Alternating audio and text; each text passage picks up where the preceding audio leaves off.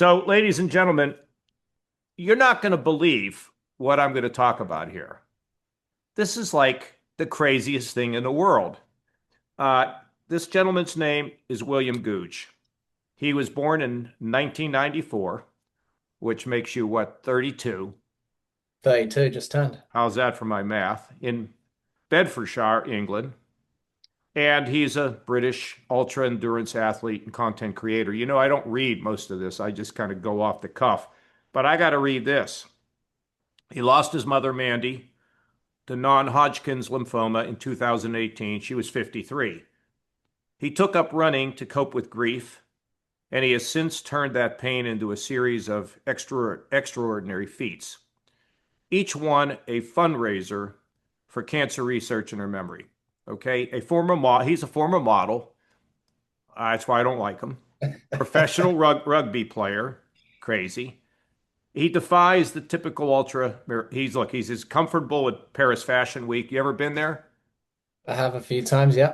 And as he's running 50 miles a day. Now here's that's unbelievable.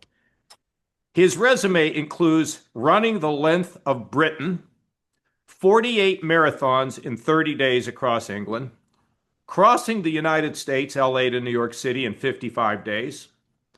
This is insane. And running 3,800 kilometers across Australia in 35 days.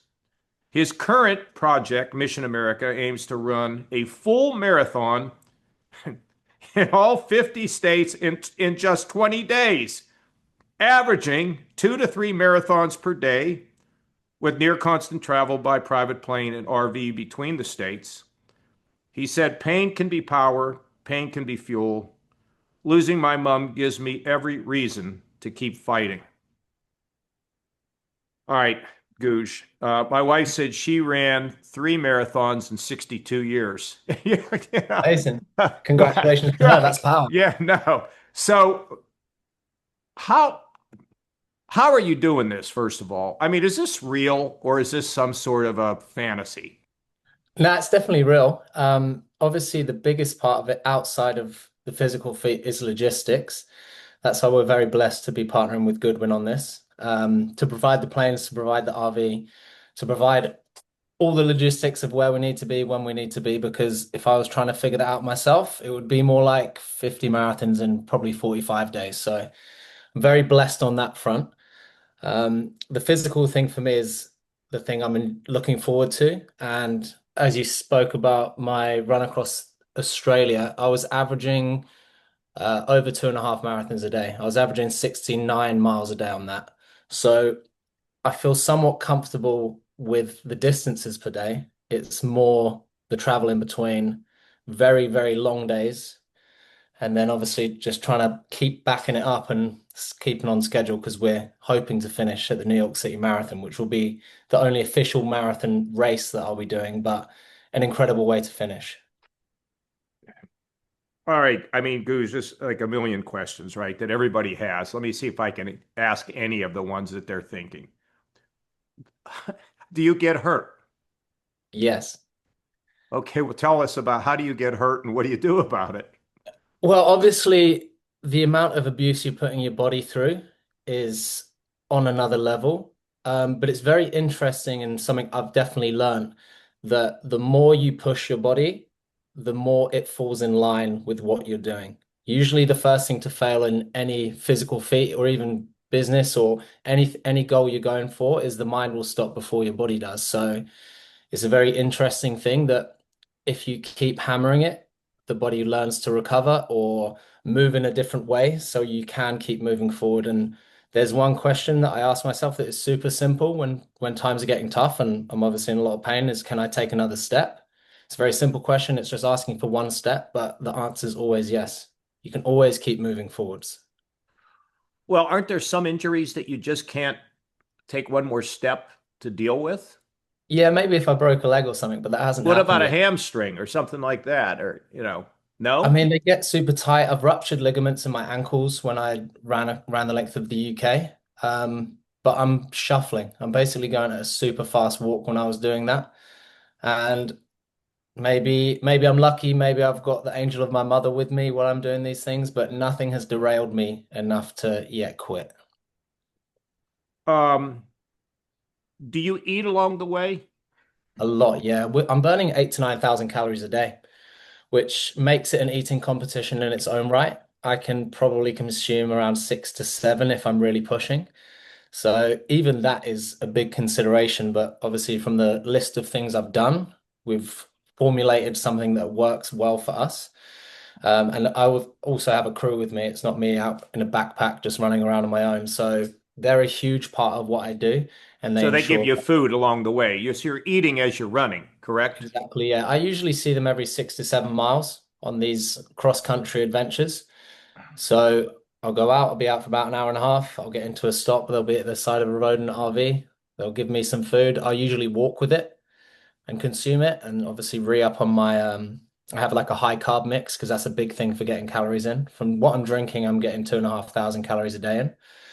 And I try not to stop for the first half of a day. So on Australia, it was, I guess, around 35-ish miles. I wouldn't sit down. I'd always take the food and continue, and then halfway through, actually sit down for maybe 10, 15 minutes. But the aim of the game is to keep moving. Progress, progress, progress. How did it start? How did this start?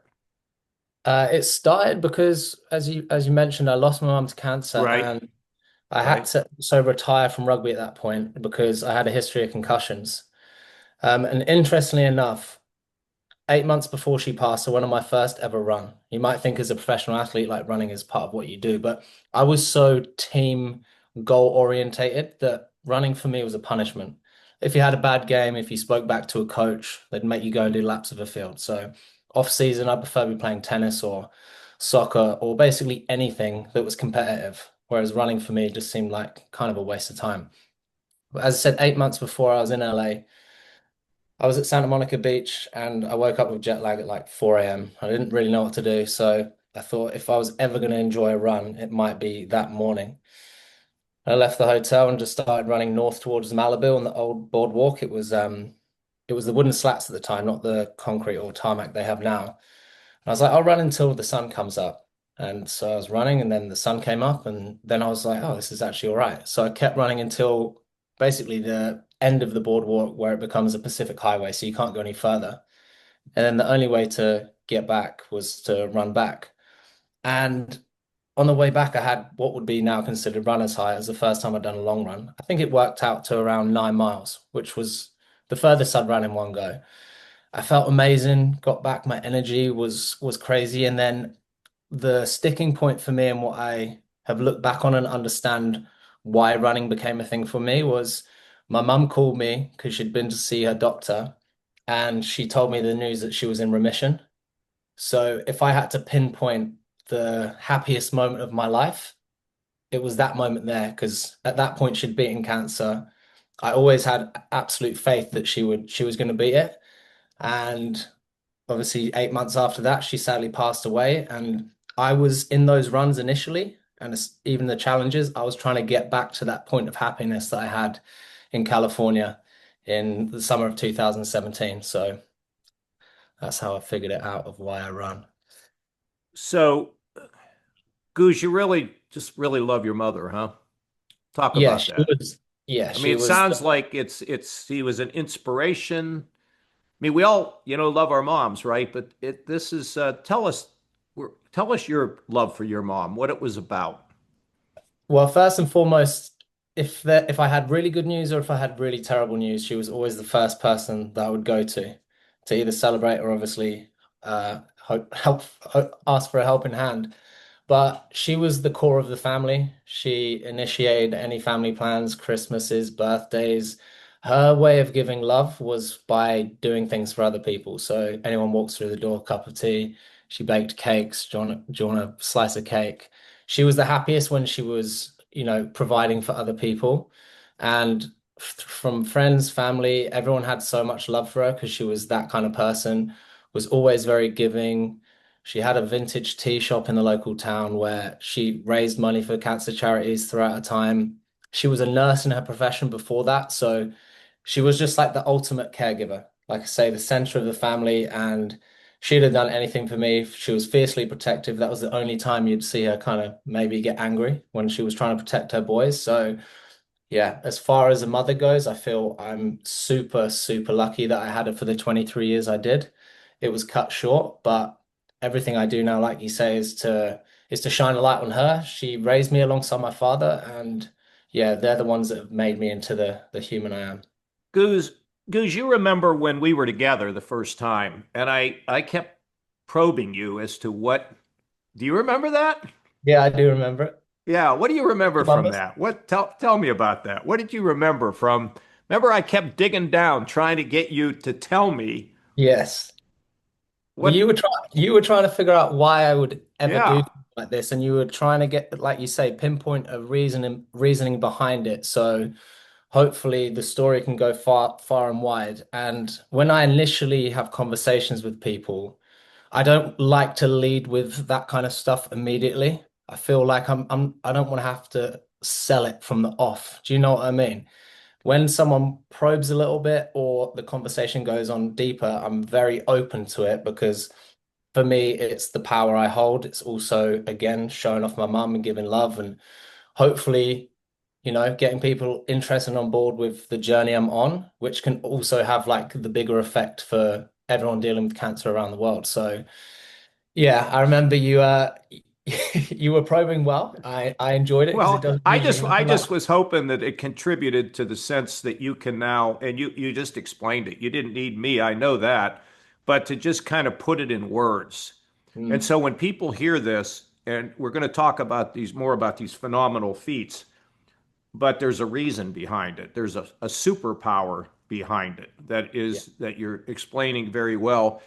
What about faith in God, Goose? Does that have any? Is there an element that you embrace? I believe in a higher power. Right, I haven't quite decided what it is. I don't follow any religion. right, Uh, First and foremost, my mum, my dad's mum, my nan, she was at the Baptist church, so there's always been Christianity around the household and the family. But I certainly believe in my mum's energy still being around. I certainly believe that right, for she is a sure. part of me and she's here. And like an angel, when things get tough, I definitely feel her within me. I'll often be out when things are really tough, and all of a sudden I'll get these chills and goosebumps, and I'll feel light as a feather, and I'll look up, and I truly believe that she's there with me, watching over me. So, yeah, I certainly feel like I have an angel on my side. Now, have you ever seen the movie Chariots of Fire? I haven't, but we did speak about it, didn't we? I cannot believe you have never seen that movie. And I think it was a story. I think his name was Eric Little. Mm, He was Scottish, and he ran for the glory of God. Had a lot of trouble. His sister wanted to be a preacher, and well, anyway, he wouldn't run on the Sabbath, and but somebody then made space. Some of the guys in the Olympics actually made space for him to run. He got knocked down, according to the movie, and he won the race, coming from absolutely nowhere. But it's a beautiful movie, and I have some friends in politics that used to watch it and get all fired up so they could go out and campaign better. But I highly recommend it. It's a really absolutely awesome movie. But so, do you ever say, okay, I don't want to do the next one? Do you ever say you finish one and you know you got another one like 2 hours later? Do you ever say, I don't want to do that?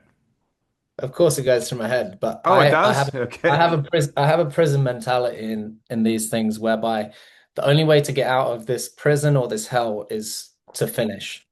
There's no, I can say things outwardly like, oh, I really don't want to carry on, but I don't allow that to get into my head. Of course, I'm like, oh, I really wish I didn't have another marathon to run today, but the nature of the beast is I've said I'm going to do something and I've set out on it and I'm doing it for not just myself, like I say, the charitable element. So I owe it to everyone that's involved to champion on. So we're gonna do full 50 full marathons. Or wait, I'm sorry, we're gonna do full marathons in 50 states in just 20 days. So Mm. that's how how's that gonna work? Where are you gonna start from? You're not gonna start in New York. Obviously, you'll finish in New York. So will you Yeah. start in Los Angeles or where? Will you be in I Hawaii? Are you gonna go to Alaska? I mean, how yeah. Yeah, all of So day one is Alaska and Hawaii. To knock those off because we're going to have to fly commercial between them because I think it's quite a long flight. So I'm not sure we're going to have a private aviation for that. And then day two will start in Portland, Oregon. So we kind of snake around the country, staying within like the Midwest, the Mid-East, coming back around down to California, and then we do the East Coast at the very end. It's obviously a lot closer Are there. So. are there that many places that are doing marathons where you can do it? No, so that's the thing. The only race will be the New York City Marathon. The other ones will be the marathon Excuse distance me. within the state lines. So I can do it anywhere in the state lines as long as I complete the distance and I'll Oh, do, okay. So yeah. you'll be Otherwise, it, so how will you know where to how do you know the terrain? The whole is there some terrain obviously that's easier than others? How do you think about that? well, the thing is, I'll embrace it all because I ran across the US, like you said, in what was that, 2023. And part of what I love How so long much, did that take to run across the US? 55 days. So that was 55 miles a day. Um, but yeah, the expansive nature of it, the different conditions, I loved it all. We will be somewhat selective of where we're going to be, but the main thing really is logistically of the travel in between state because I could run up and down a mile 26 times and get the distance done and then leave. So yeah, we'll try and keep it as flat as possible, but we're going to be at altitude at times. There's no way of getting around that. We're going to be obviously in desert. It's going to be humid. Might be rain. There might be sleet. It might be snow at some points. But that's the reason that I really want to do it. I want to see and experience all of these things. I don't want it to be easy. That's the whole point.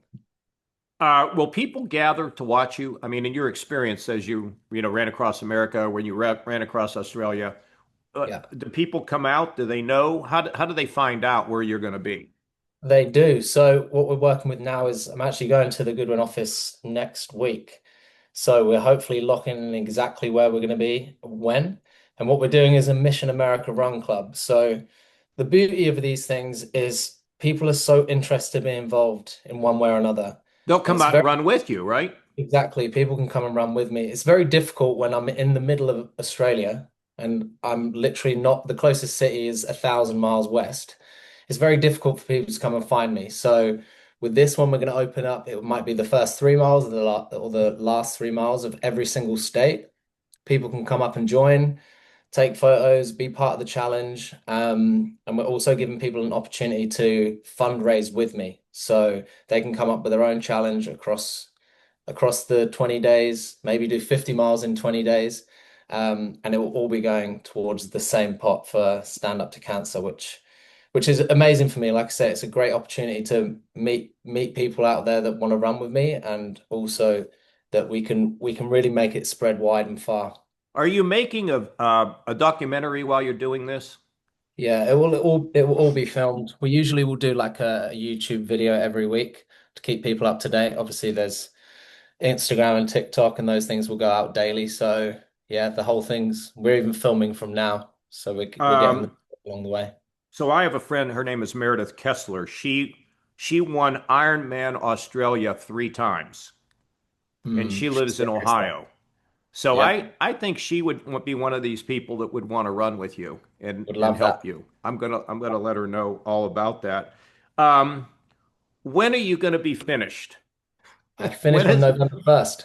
No, I Oh, mean, no, I mean, this, you can't, I mean, aren't you going to pay for this in like 25 years? You're not going to be able to walk. maybe, but that's actually a price I'm willing to pay. That's part of the journey. It's my passion. It's changing people's lives one way or another, whether it's inspiring people to get out and run or see pain in a different way.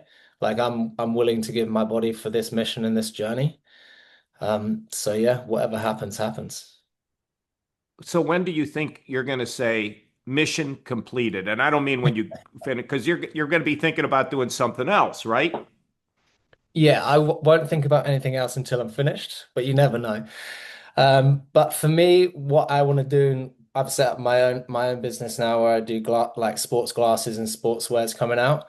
And part of the reason for that, outside of loving product and having, thousands of miles of figuring things out, is I want to find the future versions of me and be able to support them in their own missions. So how do I make this bigger than myself? Like I'm one guy that can run thousands of miles every now and again, but how do we get multiple people around the world doing their own missions with their own stories? So that's how I'm going to keep it alive when there comes the day where I don't feel like I can do it anymore. Goodge, is that your special branded shirt that I need to get one of? This is actually a Goodwin shirt, Oh, okay. Okay. but when the shirts are ready, you'll certainly have one. But tell me about how this is happening with the logistics. So I met some of your friends, and one of them is a friend of mine. So they're going to put you in, tell us how it's going to work logistically. I know they're going to give you airplanes, jet airplanes to fly and make sure how will it work and who are these people and why are they doing this? Well, I'll start with meeting Ilya. I met him, who's the founder of Goodwin, through a running friend of mine, Cody. I met him at Leadville 100. We were both crewing different people. We got on really well because we're both crazy, according to other people. And I was actually in Iceland preparing to run across it with a group of friends of mine. And he called me and just said, I have this amazing opportunity for you. A guy I used to work with is interested in doing some kind of run in the US around private aviation. So I was like, well, I'm all ears because it sounds like my kind of party. And so we met in New York. We went for a run, me and Ilya, because Ilya loves running too. And we just kind of spoke about what could be possible. I explained I'd already ran across the US, so doing that again might not be a good idea. And I read a book. One of the first ones I read was by Dean Karnazes, who's like the godfather of ultra running in the US. He ran a marathon distance in all 50 states in 50 days, finished at the New York City Marathon. So to When follow in was his footsteps, that, Goosh? When that did was he in do that? 2006, I How believe. come we don't know about him? Dean Karnazes. Huh. American Greek. He's got his book's really amazing. It's ultra marathon man. Well, then But I'm going to get it, but I must be out of it then, right? I mean, I'm writing yeah, it down. Maybe everybody else knows him. Dean's been doing it for a long time. He I is think I have he's heard a of him now legend. that, yeah. Okay. Yeah. And do you know him? We've only spoke on the phone because I Or spoke to him. does he know what you're doing? Yeah, that was the base What does he conversation. say? What does he say to you? He's all about it. He's given whatever he said. If I can help in any way, if I can come out and support, he will. That's one of the beautiful things I think about running is especially ultra distances. Yes, there's a competitive nature to it, but in any of the races I've been on, whether it's Moab 240 or the Marathon des Sables in the Sahara Desert, there's something about shared suffering in those environments where if someone needs help, you help them despite the race environment. So I think that obviously bleeds through to me saying I'm following in his footsteps and him wanting to be a part of it and help. It's quite amazing. Goosh, when you're talking about this stuff, in a I've done a way, I mean, you are doing what those who have faith do. They yeah, sort of transcend the normal world. yeah, That's what they do. They're able to get themselves at a level that there's nobody, very few other people reach it, right? It's like transcending the pain. And you say shared sacrifice. yeah. Boy, oh boy. Are you writing a book? Yes, there is a book. It was going to be for January, but now I've got this coming up. We're going to probably push it to the end of 2027. I feel I have some good things to say, but we're gonna add in a little more. When are you going to be coming through Ohio? Do you know? You know what? I Uh, got to get the schedule because there's people across the country I know would like to participate, would like to run with you.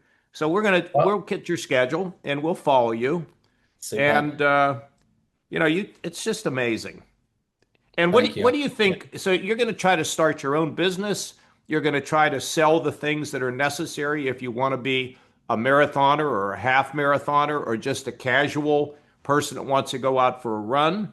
And then you're gonna coach too. How many other people are capable of this, in your opinion, of doing what you're Much, doing? many thousands. I think most people, in fact, 99.99% of people sell themselves short in a physical sense. I give an example, which isn't a nice one, but if someone put a gun to your head, or especially someone you love's head, and said, go and run 100 miles or get through 100 Yeah. miles if you can, most people would do it. Most Yeah. physically abled human beings would do it. So I'm not saying it's something everyone should look to go and do, but I think we need to give ourselves credit and from time to time try, put ourselves out there. And the experience, whether you make it or not, when you get to the depths of what you think is physically possible and then you push through, it just enlightens your whole world. It makes everything else seem a little bit It's easier. funny. It's what Meredith says. She says, you get to the edge and you just keep going Yeah, and you don't quit. My only question about it all is there are some injuries that you get yeah, and that you probably shouldn't push through, right? for sure. In Okay. a normal sense, you would be taking weeks or months off, but in the game that I play in, there is no way of doing that. You have to manage it, you have to figure it out, you have to wrap it up, tape it up, ice it, start running in Ice. a different way, I take it that ice is like your best friend, right? You especially when it's start hot. calling you the Iceman. That would be great. Although Yeah. I've never done anything in a cold environment, so there's Uh, that's where I well, need to Gooch, go. look, I'm going to be doing something soon on the radio, and I maybe in the middle of this, if we can get you to, if you have a break or whatever, we can put you on. I want people to know about this. It's inspiring. The people at Goodwin who are helping you. I guess I didn't get you to answer that. Why are they helping you? Why? Well, because first and foremost, Ilya loves running, and he wants to show a spectacle. There is a camaraderie between myself and their company about speed, doing bigger than life things. The fact they want to support me in doing it is amazing. So we're showing to the world what is possible through both feet and through airfare, on the best kind of stadium pitch you can ever think of. So we're doing something crazy. And yeah, it's gonna be a wild time for everyone involved, those watching, and especially me trying to do it. And when does it start? When does all this start? October 13th. So we have some October. time. So you got some time. Yeah. Gooch, can we stay in touch, please? And when are you going to be Love back in to. Columbus? Do you know? I'm there on Monday.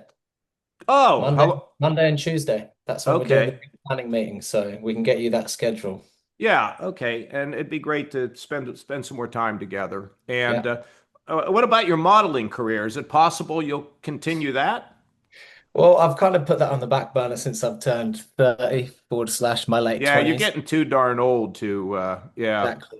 you're But it getting was never too old. something I was super passionate about. The good thing about the switch of when I do a modeling job now is because of my story, not because I'm 6'2" and got dark hair and look a certain way. So it comes with a bit more feeling than yeah, just go and take some photos. It's often attached to, like I say, what I do. So I Something got that's meaningful. That's the kind of guy you are, and that's what your mother gave you. Gave you a special spirit to be a appreciate it. special kind of person. So we'll talk again soon. Would love to. Thank Stay you so much, healthy. Governor. All right, sir. You Thank too. you.